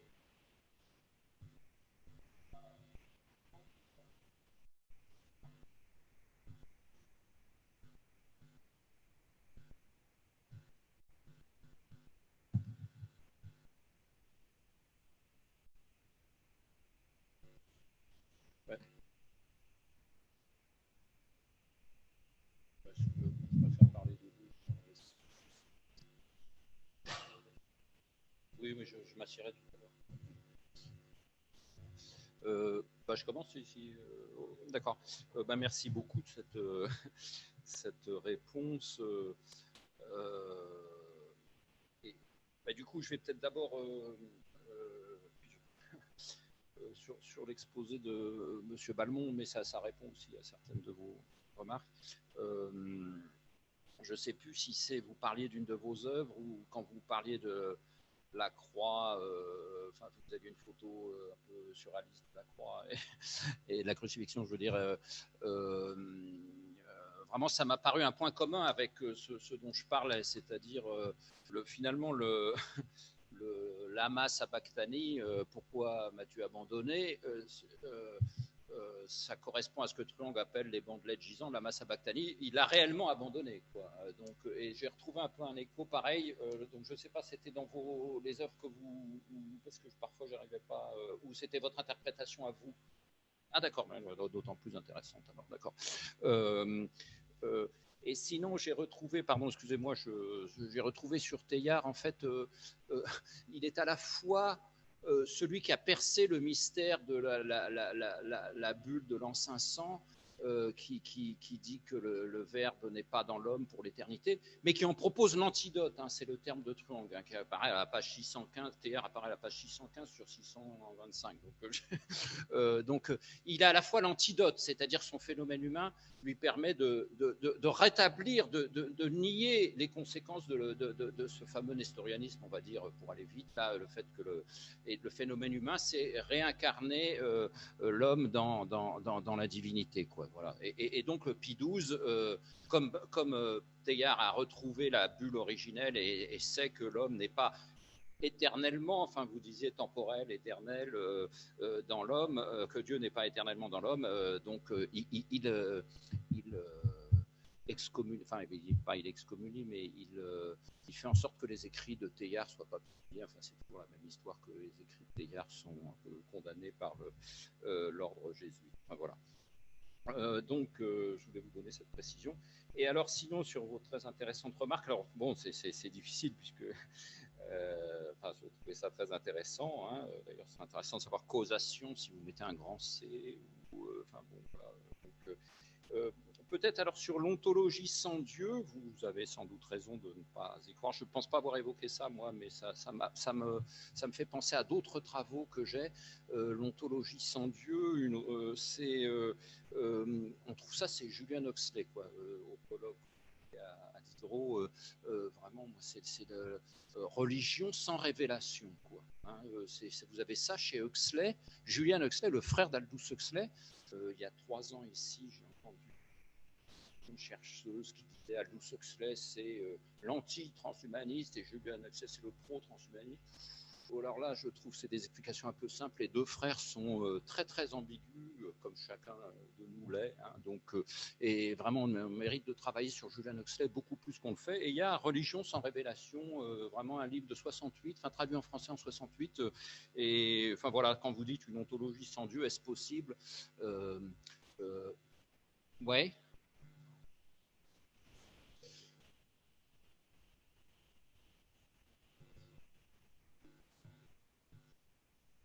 Oui, mais tel que Julian Huxley l'a décrit, alors là, je peux vous dire que ça, il y a vraiment, ça se rapproche vraiment beaucoup d'un Dieu tel que nous l'entendons. Hein. Enfin bon, voilà. Donc, enfin voilà. Donc, là, je vais vous faire dresser les cheveux peut-être sur la tête, si je puis dire. Donc, sur la dualité homme-Dieu chez Jésus, ça fait penser vraiment, le dualisme, on le retrouve aussi, mais vous me direz si ça a été étudié en même temps, chez Dieu est-il le mal ou pas, enfin le rapport entre Dieu et le mal, quoi. Donc finalement, cette dualité entre la divinité homme et Dieu, enfin Jésus homme et Dieu, alors je ne veux pas faire d'analogie stupide, enfin moi je l'ai déjà entendu par un de vos collègues, à l'époque je critiquais sur, c'était la même dualité qu'on trouvait dans la lumière qui est à la fois corpusculaire et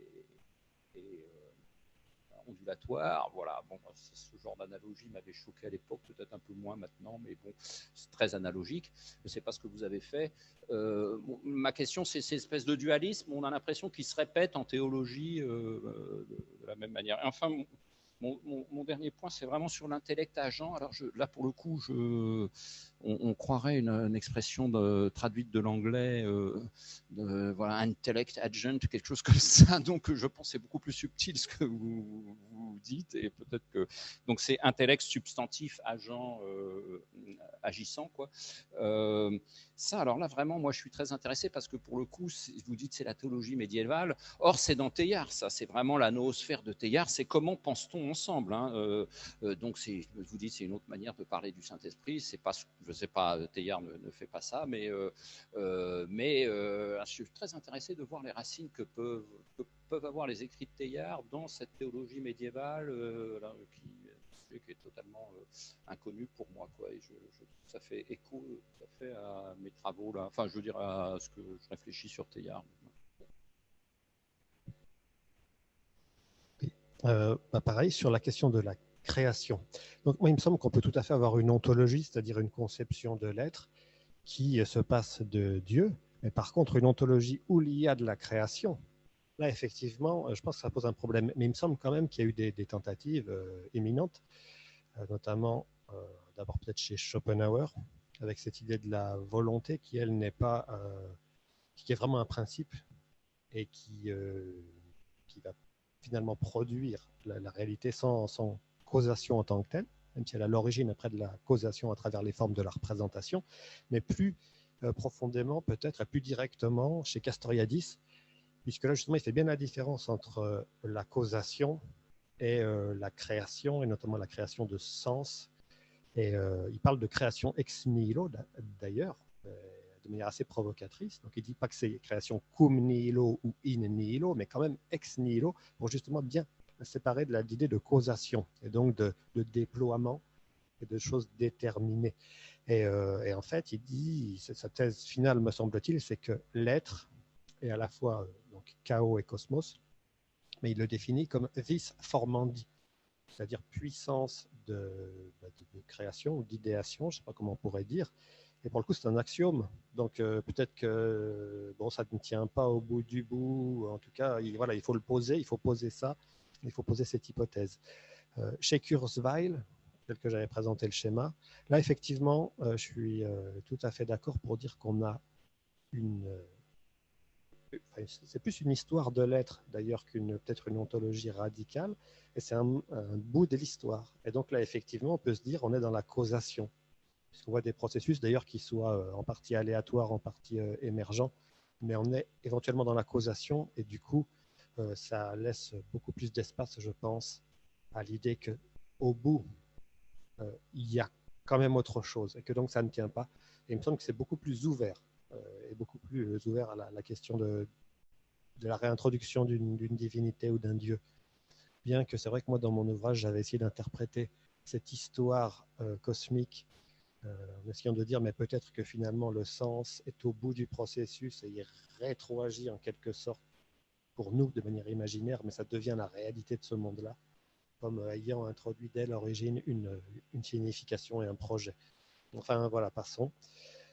Et sur la question de la souffrance, effectivement, alors ça interroge d'autant plus les transhumanistes qui prétendent alléger la souffrance, voire annuler la souffrance et la mort. Et là pour le coup, je pense qu'il y a un point de jonction ou un dialogue possible et fertile avec le christianisme et avec cette position de la souffrance comme partie de la nature humaine, voire comme élément de la complétude ou de la perfection ou du sens en général. Et ça souvent on bute et on se dispute avec les universitaires qui critiquent le transhumanisme. Il me semble que dans le transhumanisme, l'idée c'est de dire que la mort, notamment quand on la voit d'un point de vue athée, la mort n'est peut-être pas la seule forme d'altération ou de moteur de diversité et d'altérité. Il y a d'autres formes qui peuvent générer cela et donc qui peuvent être dans de la contradiction, dans de l'obstacle et donc dans de la souffrance. Et il me semble que chez les chrétiens aussi, on a cette idée de toute façon, la mort n'est pas la mort telle que va l'avoir un athée. Et du coup, je ne sais pas si on peut tenir jusqu'au bout cette idée, cette critique qui est souvent faite. Les transhumanistes ne supportent pas la souffrance. Les transhumanistes veulent tuer la souffrance et donc ils se rabougrissent dans une sorte de mème qui tourne sur lui-même, quoi.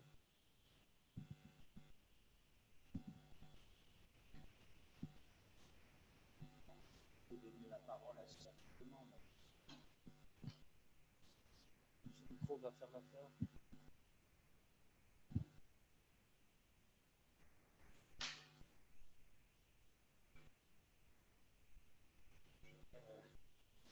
Voilà, donc merci. Enfin, moi, donc j'ai des questions pour les deux intervenants. Donc pour Alexandre Moati, déjà, enfin, merci pour la présentation de ce roman. Moi, ça m'a étonné en fait que ça soit la figure de Nestorius qui soit choisie, parce qu'en fait, on peut dire, voilà, enfin, les divisions entre Nestorius, patriarche de Constantinople, et puis Cyril d'Alexandrie, en fait, en 431, c'est vraiment, on peut se dire, une mauvaise division, dans le sens où, en fait, on s'est aperçu qu'il y a un manque de charité, on peut dire de part et d'autre, pour essayer vraiment de comprendre la position de l'autre, et que le débat, c'était sur la Théotokos. Donc, est-ce que Marie est mère de Dieu, mais en fait mère de la divinité et de l'humanité. Et donc en fait aujourd'hui, il y a un texte qui a été signé entre Jean-Paul II et puis quelqu'un de ce courant en fait qui en 94 donc qui justement dit qu'on comprend, en fait on est d'accord sur le fond. Donc ça fait partie de en fait. Alors je sais pas pourquoi en fait il a choisi ça, parce que il me semblait en fait que peut-être pour rendre compte de se dire il faut quitter peut-être le support du corps humain, il aurait pu prendre des versions d'hérésie docétistes ou d'autres, de courants docétistes. Donc en fait où Jésus c'est simplement en fait une apparence. Et c'est voilà. Donc en fait je me suis demandé pourquoi il a choisi en fait ce type d'hérésie en fait pour parler de ça. Mais voilà. Donc et la deuxième question, donc c'est peut-être effectivement, il me semblait, en fait, est-ce que c'est vraiment, il y a un refus de Dieu dans les différentes versions que vous avez évoquées, ces différentes œuvres, ou plutôt, une critique d'un certain nombre d'images de Dieu. Moi, je pense que c'est plutôt en fait des images qui sont critiquées plutôt que, parce qu'il y a toujours quand même cette quête en fait, une quête, néo, il y a toujours ces quêtes spirituelles qui sont quand même à l'œuvre et qui, pour moi, en fait, justement, parlent de Dieu. Et puis, peut-être dernier point, c'est vrai que je suis assez sensible à la diversité des transhumanismes. Donc, celui de Julian Huxley, en fait, c'est un transhumaniste qui n'est pas du tout technique.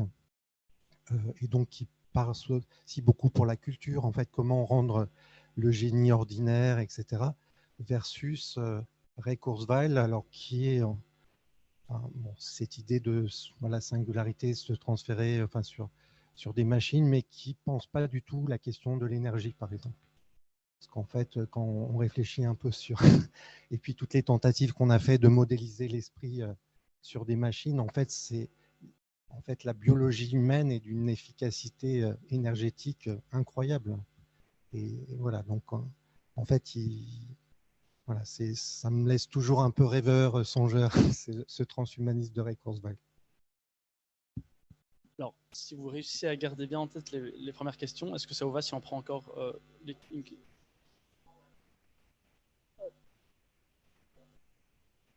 oui. Attendez.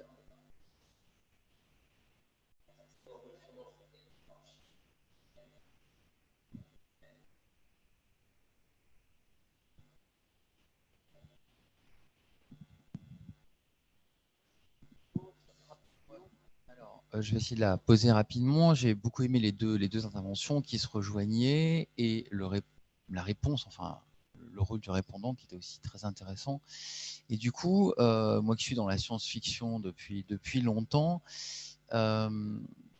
et en ayant écouté Serge Lehmann au tout début du colloque aussi, je me demande si en fait, parce que les points communs sont très forts, on retrouve la souffrance, on retrouve l'eschatologie, on retrouve le besoin de transcendance, mais est-ce que le problème ne viendrait pas peut-être d'une littéralisation, alors par rapport au christianisme, hein, je parle uniquement par rapport au christianisme, d'une littéralisation du message chrétien dans la science-fiction et dans le transhumanisme, c'est-à-dire est-ce que la science-fiction et le transhumanisme n'aborderaient pas simplement ces éléments chrétiens sous une forme littérale purement, c'est-à-dire la transcendance au sens littéral, la souffrance au sens littéral, et du coup, elles en viendraient à reprendre le message chrétien, mais en le vidant de sa substance première, c'est-à-dire en le vidant de son sens religieux, en fait. Et du coup, la transcendance, le dépassement de la souffrance par le transhumanisme et le dépassement de l'homme par le successeur de Pierre, c'est en fait un jeu narratif où on littéralise ce message chrétien, mais qui du coup est vidé de sa substance, enfin de sa substance spirituelle, je dirais. Est-ce qu'on pourrait le voir comme ça? Parce que ce que font les auteurs de science-fiction, lorsqu'ils s'intéressent en deux mots, hein, à un domaine quel qu'il soit, que ce soit la religion, la politique, l'histoire, je pense beaucoup aux uchronies, c'est de prendre des éléments pour en changer le sens et en les retravaillant, montrer le rôle qu'il joue dans la définition de l'être humain, etc. C'est le rapport entre l'homme et la machine, c'est le rêve d'une politique parfaite, etc., qui est toujours comme ça, qui revient dans la science-fiction. Est-ce qu'il n'y aurait pas ce jeu de littéralisation? Lehmann disait on matérialise des métaphores. Est-ce qu'il n'y a pas cette même logique dans le successeur de Pierre d'une part et dans l'idéal, je peux dire l'idéologie, parce que dans l'idéal transhumaniste?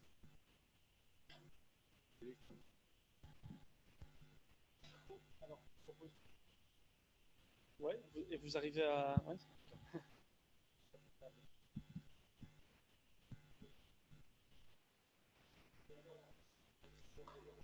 Ouais.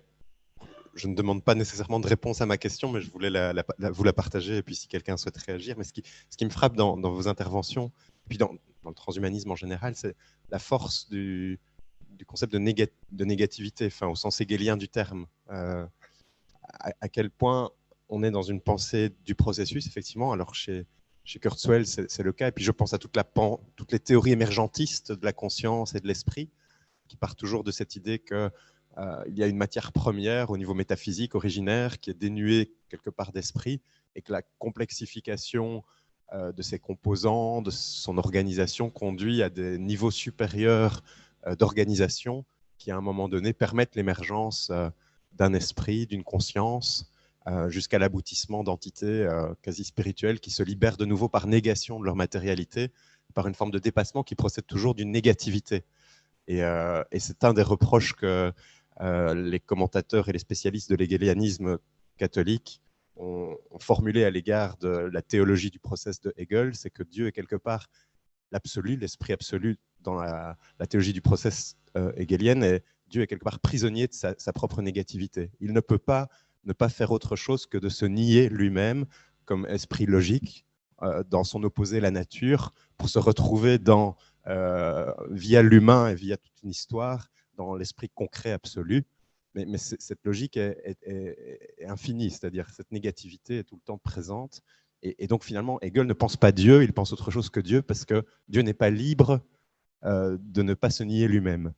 Et Hegel dit la grande différence entre la théologie du process hegelienne et la théologie catholique, c'est que dans la pensée chrétienne, la question de la liberté et de la création, justement, pense la création de la nature comme un acte positif de donation, et non une négation à laquelle Dieu ne peut pas échapper. Et je me demande si là, il n'y a pas quelque chose à penser au niveau de cette omniprésence de la négativité, que ce soit dans la pensée transhumaniste, dans certaines œuvres de science-fiction. Merci David. Alors, très brièvement, Merci pour les deux exposés. C'est une question pour Frédéric Balmont. Je me demande si vous n'êtes pas plus chrétien que vous ne le pensez, dans la mesure où vous dites que la seule chose qui ne passe pas, c'est l'amour. Or, en christianisme, c'est bateau, mais c'est quand même important. On dit Dieu est amour. Ouais, je pense qu'on pourrait même dire qu'il y a là, dans cette récursivité, quelque chose de peut-être chrétien, mais alors au sens peut-être un peu presque spinoziste là, du terme, d'aimer la nécessité de sa condition, en fait.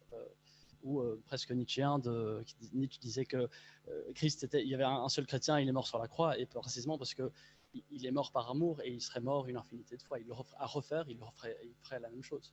Il ne ferait pas autre chose. Donc, voilà, bon. Alexandre, Je vais pas être très long, mais du coup, je peux peut-être répondre à la première et à la dernière question sur l'idée de quête, de Dieu et de spiritualité qui serait quand même présente dans les œuvres. Oui, pourquoi pas. Je pense que c'est ce qui fait aussi leur intérêt, bien que ces trois œuvres-là, elles sont, en tout cas d'apparence, radicalement appuyées sur une ontologie qui laisse peu de place, mais il y a tous ces éléments. Et du coup, oui, peut-être, c'est ce que j'essayais finalement de montrer en disant que elle bute quand même sur la question de l'amour, et la question de l'amour qui est quand même le centre de la pensée chrétienne. Alors après, effectivement, sur la négativité, oui, alors je ne sais pas si c'est un trop, ou si c'est un problème, ou si c'est une aporie. C'est un problème certainement. Je ne sais pas si on peut espérer ou si on peut souhaiter sortir de ça ou trouver une solution. J'entends qu'il y a d'autres manières de penser tout ça. Et c'est ce qui fait tout l'intérêt de la chose. Après, sur le fait de revenir, oui, il me semble que la récursivité ou la boucle dans ces œuvres de science-fiction et dans le transhumanisme, voilà, c'est une boucle peut-être plus spiralée, avec quand même la création de novations et de différences. Donc, tout dépend comment on interprète après effectivement l'éternel retour ou ces choses-là, mais il me semble qu'il y a quand même de la novation au sens fort là-dedans. Sur le littéralisme, c'est vrai que je n'avais pas pensé les choses comme ça. Donc là, il faudrait que j'y réfléchisse, mais certainement, j'imagine que ça peut avoir aussi un intérêt tactique, c'est-à-dire que ça facilite peut-être l'expression d'un discours ou d'une idéologie, ça facilite sa distinction, et donc ça l'éclaire, ça lui donne des contours en fait qui la rendent plus facilement appréhendable. Et effectivement, si on est dans une moindre littéralité, peut-être que, du coup là je retombe sur la première et la dernière question. Oui, il y a peut-être quelque chose de plus spirituel, voire plus chrétien qu'on ne le pense là-dedans.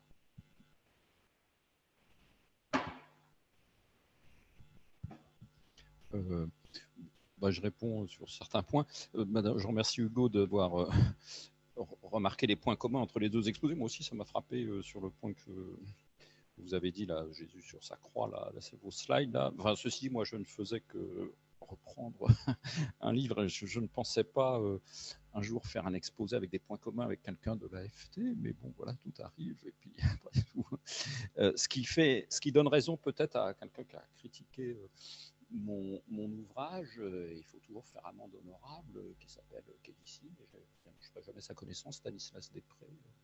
Ah, c'est vous, d'accord, ok, merci. Donc, ce qui vous donne raison, alors, sur le fait que j'ai peut-être vu que l'aspect transhumaniste à la Kurzweil, à la Elon Musk, etc., à la Laurent Alexandre, qui, c'est vrai, prend beaucoup de place médiatique, etc. Bon, mais enfin, c'était vrai que c'était mon optique, et c'est vrai, quand on lit des discours comme ça, alors là, on trouve des choses plus intéressantes, c'est certain, oui. Ce qui me fait mieux comprendre d'ailleurs comment Truong est qualifié de théoricien du transhumanisme aussi. Je comprends mieux maintenant en écoutant l'exposé de Frédéric Balmont. Voilà, donc c'était juste, je mentionnais ça, je fais amende honorable en ce sens. Peut-être sur... oui, alors pourquoi choisit-il Nestorius? Alors, je peux répondre de plusieurs manières, c'est-à-dire c'est purement une technique romanesque, puisqu'il répond comme ça souvent. Hein. Donc, c'est que Nestorius, ça évoque encore un tout petit peu quelque chose à un certain nombre de personnes, tandis que, pardon, excusez-moi, l'océtisme, vous me diriez ce que c'est exactement, parce que vous me l'épellerez, parce que... Oui. Ah ben, je n'ai vraiment rien compris. D'accord, ok. Bon, donc Nestorius parle encore aux gens, il en a fait une intrigue romanesque. Mais ceci dit, monsieur au fond, merci de votre... Il y a un aspect qui est chez Truong aussi, qui est à la fois personnel, je pense, mais qui est historique aussi, qui sont les chrétiens d'Orient, de l'Asie mineure, là, de ce petit village que je vous ai montré, là, à la frontière des 3 pays, de l'Asie mineure, jusqu'à l'Extrême-Orient, quoi, jusqu'aux missions jésuites en Chine, etc. Donc je pense qu'il y a une volonté de mettre en avant cet aspect chrétien d'Orient et d'Orient asiatique plutôt que depuis l'Asie mineure, plutôt qu'Alexandrie. Bon, enfin, ce sont des supputations là. Sur Julian Huxley, vous parlez de Julian Huxley, bon, il faudrait qu'on en parle. Je dirais juste, me sortirais par une pirouette que fait le philosophe normalien Roger Caillois dans une critique qu'il fait du livre Religion sans révélation, justement, et il dit religion sans révélation, non, plutôt, il termine sa critique comme ça, il a assez raison, je trouve, donc, plutôt athéisme à nostalgie religieuse, et ça pourrait être ça chez Julian Huxley. Enfin bon, c'est une recension assez vite faite dans je ne sais plus quelle revue, en 69-70, de Caillois, qui était à l'UNESCO d'ailleurs, là où Julian Huxley était à l'UNESCO de 46 à 48 aussi. Et alors là, je vais peut-être vous choquer un certain nombre de personnes ici sur la littéralisation du message chrétien dans ses œuvres de fiction ou dans le message de l'AFT. Je prends des guillemets, des précautions. Est-ce que le christianisme lui-même n'est pas une littéralisation par le Dieu fait homme, etc. Est-ce que lui-même ne porte pas en germe une forme de littéralisation au sens où on incarne certaines choses, voilà. Donc ça a longtemps été peut-être distingué du judaïsme, du christianisme, d'incarner quelque chose, voilà. Donc c'est très provoquant ce que je dis, hein, mais peut-être que la littéralisation, elle remonte au christianisme lui-même, hein. C'est une hypothèse que je fais, voilà. Donc ne la prenez pas mal, hein.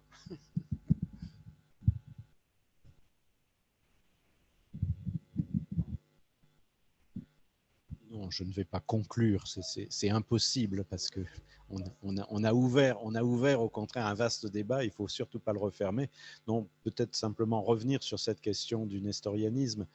En fait, il faut mettre ça dans un contexte. Nestorius n'est pas tout seul, il y a aussi Eutychès, il y a d'autres théologiens. En fait, la question centrale, c'est de savoir si dans l'unique personne du Christ, parce que c'est une personne unique, c'est un être singulier, dans cette personne, il y a à la fois la présence de Dieu et la présence de l'homme, nature humaine, nature divine. La question, c'est est-ce que la nature divine absorbe complètement la nature humaine au point que cette nature humaine perd sa consistance? Et c'est contre ça que Nestorius réagit. Ou alors à l'inverse, est-ce que les deux natures sont tellement distinctes, tellement séparées, qu'il n'y a plus de communication entre les deux? C'est ça le problème. Et c'est un problème passionnant parce que derrière ça, il y a la question de qu'est-ce que c'est qu'une identité? Comment est-ce que Jésus-Christ, à la fois pleinement Dieu et à la fois pleinement homme, quand il dit « je », qu'est-ce qu'il dit? Qui dit « je » ? Est-ce que c'est sa nature humaine? Est-ce que c'est sa nature divine? Les deux? Ou l'une des deux? Comment ça marche? Donc, derrière ça, il y a tout un tas de questions, y compris psychologiques, sur qu'est-ce que c'est qu'une personne? Qu'est-ce que c'est que quelqu'un? Voilà. J'en dis pas plus, mais ça me semble un problème passionnant qui n'a pas fini d'interroger. Parce qu'on a cru stabiliser le dogme avec Chalcédoine. Effectivement, on arrive à une certaine stabilisation, mais en fait, le problème rebondit régulièrement, ce qui m'amène à penser que le christianisme est par nature instable et dérangeant. Et que si ça venait à se stabiliser définitivement, ce ne serait pas bon signe. Le fait que ça permette le questionnement, encore aujourd'hui, ça me paraît plutôt intéressant. Bon, j'en dis pas plus.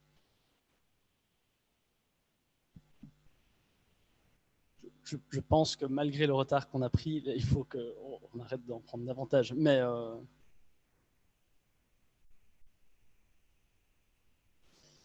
okay. Je crois qu'on